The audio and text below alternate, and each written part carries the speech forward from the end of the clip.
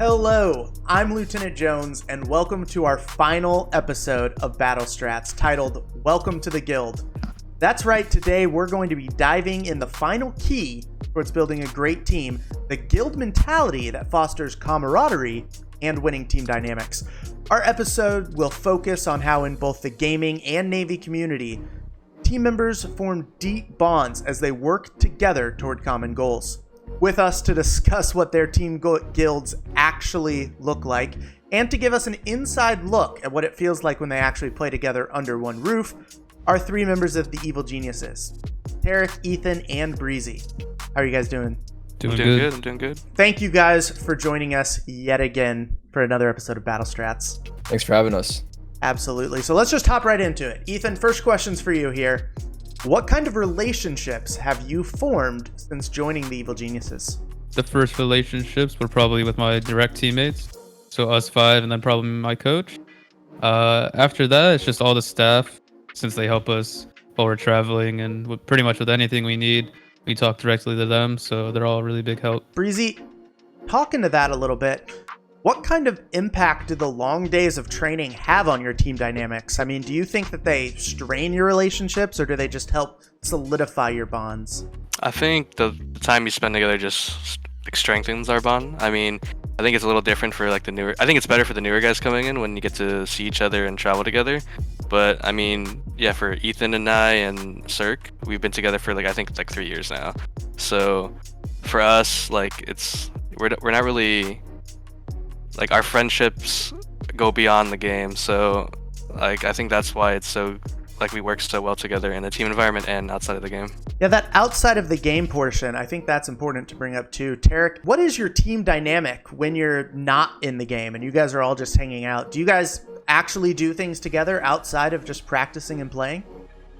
Yeah, I'd say it's pretty important to make sure that you build that relationship outside the game. So it's not out of the ordinary for us to, go out for dinner, go to the movies, or do an activity something for fun. It could be anything bowling or mini golf or whatever. Those kinds of things to help build that bonds. And I would say for the most part, it's pretty light mood. Everyone cracks jokes and we have a good time, and it's just kind of fun to be around each other. So I think that helps, especially when we are playing together and whatever situation it is, intense or not. That's a great addition there, and that brings me to my next question for you, Ethan.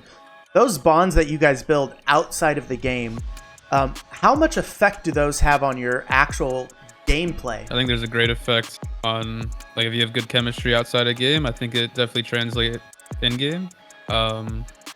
Obviously, if you're comfortable talking to each other and people can take criticism and stuff like that, it makes it a lot easier to improve. And then obviously, if your communication is good outside a game, your communication in game is probably going to be good too. Well, joining us today, we've got two special guests of the Navy's Goats and Glory team. These guys are going to be talking to us a little bit about the Navy Guild and how they formed deep bonds throughout their time in the Navy. So with that, I'm going to welcome CTN1 Bufford and NC1 Rogers. How's it going, guys? Good, LT. How are you? I'm doing fantastic. Buff, how are you? I'm living the dream. NC1 Rogers, can you tell us a little bit about yourself and what you've done in the Navy? I've been in the Navy 10 years, and right now I'm currently in a rate of NC, Navy Counselor. I help people get from point A to point B, which is just stepping into the office, trying to go to boot camp, and then shipping out to go to boot camp. Before I was in NC, I was a machinist mate. So I dealt with hydraulics, HVAC, high pressure, low pressure pneumatics, reverse osmosis. I was on a destroyer and cruiser. Even in the Navy, it's surprising to hear stories from other people and what they've done, because that is a completely different world than what I've experienced in aviation. We also have CTN1 Bufford. Bufford, can you tell us a little bit about yourself and what you've done in the Navy? Yeah, absolutely. So I'm a cryptologic technician of networks, and I've been in the Navy for just over 5 years. I'm a part of the cybersecurity team that the Navy has, so I work specifically in computer network defense, attack, and exploitation as an analyst for any of our operations. Well, it sounds like both of you have a ton of experience in the Navy, and I think you guys are the perfect people to answer some questions from EG. So let's start it right off. Breezy, do you have any questions How does the Navy resemble a gaming guild for you guys? Very similar. All the Navy as a guild, if you recall it, is just one big, huge team who has the same end goal, and that's protect America and keep making allies as well. Lieutenant Jones, could you talk a little bit about some of the most memorable friendships you've made in the Navy so far? Absolutely. Graduating from the academy and going through light school and training there, I made a couple really close friends. We really went through all the rigors of a tough academic syllabus, and even now we text each other and check up on each other once a week. There's just some really great friendships that I've made. Tarek, I got a great question for you. Can you share some of your favorite team building moments? So there's a lot of different places that we go to around the world, and we get to try a lot of different things out. But one that sticks out for me is when we were in France. I think we were in a small city, and it was like a kind of a beach city. So we got to do jet skis together. This was, I think, after the event, and we had a little bit of downtime, and that was a really cool experience because I think for a few of us, it was our first time riding a jet ski, and it was a blast because I don't know. For me, it was my first time, and I had a really good time, and I think everyone else had the same experience just because we all like being in the water, and I feel like everyone is kind of likes water activities. So jet skiing was really cool, and it also just helped us build that bond we have together of just doing something different than, just playing video games, just something outside of gaming. So for this next question, I'm going to open it up to all of you guys. EG, Navy, doesn't matter. Let's see what you got. Have there been any tough moments that have made you come together as a team that you just didn't expect? One that stands out is when our reverse osmosis units went down. What we used to make our potable water, drinking water, the things that we use to shower and make food. We had to kind of work together outside of my division because we didn't have the parts available and we were out to sea. It kind of stands out because it made me reach out for help, not so much going within the confines of being in my team, in my division, but going out to other divisions and working with them as well and building those relationships outside of it. The tough moments that brought us together was, we weren't always a top 5 team in the world. We definitely, had our struggles, and we definitely had our hardships of bombing out at tournaments. And it was the hardship of coming back from that and, pushing forward and just forgetting about it and looking towards the future. And I think we do that really well, and that's why we are as good as we are now. EG guys, recently you have come off some big wins where you've been number 1 in the world. Tell us how the team comes together to celebrate like that, and what do you do to recover after losses? As a team, we've definitely had our low points throughout this year and even last year, but right now, sitting at number 1, I think we're all pretty proud of what we've accomplished throughout the year, and I think we can kind of owe that to all the hard work we put in throughout the whole year. What does a strong team dynamic look like in the Navy? I'm sure everybody's seen an aircraft carrier with all the what we call Skittles, the guys with the blue vest, red, yellow, white. They all have their different roles, and it's essentially organized chaos. And so if you don't have that team dynamic in that situation for that organized chaos, it could result in a life, or you wouldn't be able to accomplish a mission nearly as well. How long did it take your team to click? 2 or 3 years ago. I think that was the first time I played with any of them. So joining that core of 4 players, I think we meshed pretty well. And then over the years, obviously, we've made a couple changes. And right now, us 5, I think the chemistry we have right now is really good. Everyone gets along super well. And I think right away, pretty much, as soon as we picked up our last edition, we kind of just meshed instantly. Question for you, Bufford. Can you describe the different roles on the team other than team captain that are in the works? The Navy, we have like rank and recognition, or like a rank structure to how we operate. So kind of at the top of it, like what LT is as like a team captain, he's going to be like the division officer. So he's going to be ultimately in charge of the division to see upon success of the mission per se. And then below him, you're going to have chiefs. So typically that's like a division chief petty officer. They're the highest enlisted individual for that division. So a lot of issues or problems that may arise, you would go to either your chief or directly under him the LPO, leading petty officer Rizzi. What should the Navy specifically look for when trying to build a team with the right dynamic? I guess looking for the right parts. So whatever you're looking for, look for someone that can fulfill that job. I think that's one thing. And another thing is making sure you guys just mesh well together. Tarek, I got a question for you. Who's the focused one who gets things done and pulls the team together, and why? I think that responsibility definitely falls on everyone a little bit, but I would say it mostly falls on our team captain, which is Peter Stanislaw, and that's just because he is the strat caller for us. He's like our in-game leader, and he's kind of the guy that directs us during our rounds and puts us in the positions to succeed. So if things are falling apart, it is definitely everyone's responsibility, but especially his, to pull us together. And I think also that responsibility falls a lot on our coach, who works closely with Peter to make sure that the team is going in the right direction. I got a question for you, Bufford. What were some new emotions or changes in your personal life that you experienced when you became part of something bigger? Yeah, so once I went to basic training, I really felt like that was kind of an enhancement period for me when I focused on building certain qualities, pursue the goal at hand, the mission at hand. I was really working about enhancing myself as a sailor so that I can help the team that way. Even then, once we get on towards A school, it was developing a work ethic to support the team and the mission. So everybody has an important job, and definitely developing the work habit and personality to work well with your team is important. And it's definitely something I've learned since joining the Navy. Question for you, Bufford. How did you decide who the Goats and Glory team captain was going to be? And why in the world was it Lieutenant Jones? If you ask me, I still am not going to concede the fact that he's team captain. But when we were at DreamHack in Anaheim, he was the lieutenant of the group, the highest ranking individual. And as a division officer, that's kind of what the role is, being the team captain. So that's been him. But he's been an awesome team captain, definitely takes care of us on a personal level, and definitely checks in and, kind of makes you want to go work for him and do your best. So I've got a question for all three of you.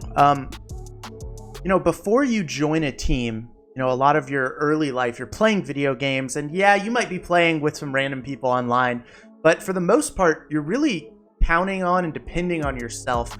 What kind of emotions and personal development do you guys get when you go from that solo gaming to a true team game? Coming into a team, there's a lot more emotion. There's stress, there's happiness, sadness, there's winning and losing, and there's a lot more just baggage that comes with it because you go through a lot, and it's not just about you, it's about a group of people that work together towards the same goal. So there's a lot more on the line. Ethan, Breezy, have you guys had the same experience with that, or has yours been different? Coming to like a team environment, it definitely taught me how to obviously like play as a team, and more importantly, just communicate and learn that it's not all just about you. You can win by playing as a team just as much as you can playing well individually. Growing up, I never really played team sports or anything like that, but I've been playing video games all my life. So transitioning into a team, you have to learn to work with other people you never met before.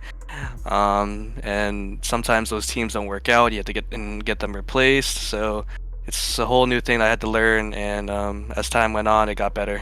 And that brings up another great point, because in professional esports, and especially with this guild mentality, right, the better team camaraderie you guys have, the better you're going to do. But teams often change, and we see new players come in all the time. So how does getting a new player change that team camaraderie, that guild mentality that you guys have built up over years of playing together? I definitely think it can make or break your team. But I think lucky enough for us, we've always picked up someone that really meshed well with our team, because I think with our team, we're all pretty fun guys, and we all get along, and we're all pretty easygoing. So I think we're an easier team to get along with, but for others, it may not be so easy. So yeah, I think you can make or break your team. Okay, and I think we have time for one more question. Do any of you EG guys have a question for our guest? I got a question for Bufford. Can you tell me some stories about the friendships and camaraderie you've built through the Navy, and if there's any pranks or memorable moments that stand out for you? I've made tremendous friends since being in the Navy. I've been in a couple of weddings. I've had roommates that have been just outstanding. So it's definitely been something on terms of like a friendship that I've made lifelong friendships and relationships And some memorable moments, definitely going to DreamHack with the team. We all get to have like this end of the week dinner where we sat down and we just kind of had a good time and got to know each other. So things like that, those kind of small moments of time are definitely fun. Probably my strongest moment was going out with my division on the ship and climbing Mount Fuji when we were over in Japan. Never thought I would have done that, and it was a great team building exercise. Well, that is all the time for questions today. I've really appreciated you guys having here. Even being in the Navy, there's a lot that you don't get to experience. So hearing your guys' perspective on the teams and the camaraderie you've had, and really the guild mentality that spans across the entire Navy, has been amazing. And it really reminds me of a professional esports teams like the Evil Geniuses. So I got to ask you, EG guys, did you guys enjoy the little glimpse you got into the Navy guild life? Yeah, I think it's pretty interesting how they have similar environment in the sense that, you know, everyone has their own role for the team that they're a part of, and they deal with these high intensity situations and on a day-to-day basis. But apart from being on those teams and working in those situations, they get to create these bonds outside of the game, similar to us. And how Bufford said, like, he went to weddings of people that were on his team, and, you know, or even the DreamHack experience of you guys getting together. Like, it's not just about the work and, you know, what you do on a day-to-day, but also about the relationship you build outside of that. And I think a really important thing to note here is that whether you're on a professional esports team like you guys, or, you know, you're dedicating a portion of your life to the Navy, these bonds that you're building, they're not bonds that, you know, go away after a week. These are lifelong bonds and lifelong friendships. And even when you move away, or even when you leave your professional esports team, these bonds that you've built and this team camaraderie, it lasts, and it lasts a lifetime. I just want to say thank you guys, CTM1 Bufford and NC1 Rogers, for coming out. It's been a pleasure having you both today. Yeah, thanks for having me, LT. Yeah, anytime, LT. Thank you. You know, over the course of these episodes, we've really hit a lot of those special points. We've talked about the different roles on a team, the teamwork needed, sort of the tactics that you're going to employ, and, you know, having the right tools for the job. I think all these different things, when you put them together with, you know, this guild mentality and with the training that we've talked about before as well, I think when you put all these together, you really get the sense of how to successfully build a team, whether it's building a team as a part of the Navy and the naval organization, or building a team in the gaming esports world.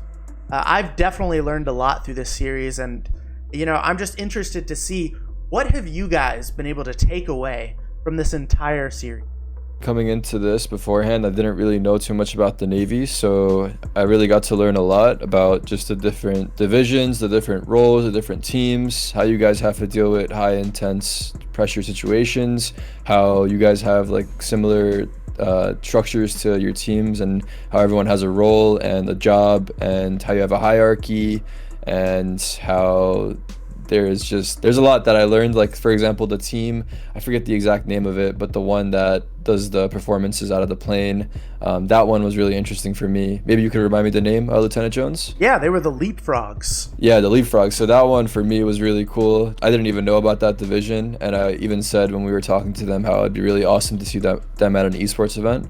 So yeah, I think I speak for all of us when, you know, we learned a lot of different things about how the Navy operates and how similar it is to having a team in esports.